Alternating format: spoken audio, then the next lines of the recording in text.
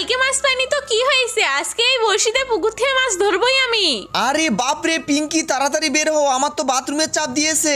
পাগল ছেলে, বাথরুমের দরজা লাগাওনি, এখানে কিভাবে বাথরুম করবে? ঠিকই তো বলেছো। আচ্ছা দাঁড়াও, তাহলে আমি এক্ষুনি দরজাটা বানিয়ে আনতেছি। বাথরুমের চাপ দিয়েছে, তাড়াতাড়ি শেষ করতে হবে, না হলে তো প্যান্ট মেখে যাবে। উমা, আমারও তো বাথরুমে চাপ দিল, আমি দেরি করতে পারবো না, তাড়াতাড়ি গিয়ে কাঠটা নিয়ে আসি। এটাকে দরজা বানিয়ে এখন বাথরুম সেরে ফেলতে হবে। এই কোথায় গেলে, তাড়াতাড়ি আসো, আমার বড়শিতে তো মাছ ধরা পড়েছে। সুতা ঘুরিয়ে উপরে তুলে নেই, এই তো এবারে ধরে ফেলেছি। দূর, এইটুকু মাছ? দাঁড়াও, এরপরে আমি অনেক বড় মাছ ধরবো। মাছ ধরা দেখে আমার কোনো কাজ নেই, তাড়াতাড়ি দরজাটা বানাতে হবে, এদিকে তো বাথরুমের চাপ বেড়েই যাচ্ছে। এই পিঙ্কি দেখো, দরজা এনেছি আমি, এবারে ভালো মতো লাগিয়ে দিতে হবে। দূর, তোমার দরজা রাখা তো, এই দেখো আমার বড়শিতে কত বড় মাছ ধরা পড়েছে। আচ্ছা, আমি তাহলে নিচে থেকে নেট দিয়ে মাছটাকে ধরে ফেলতেছি।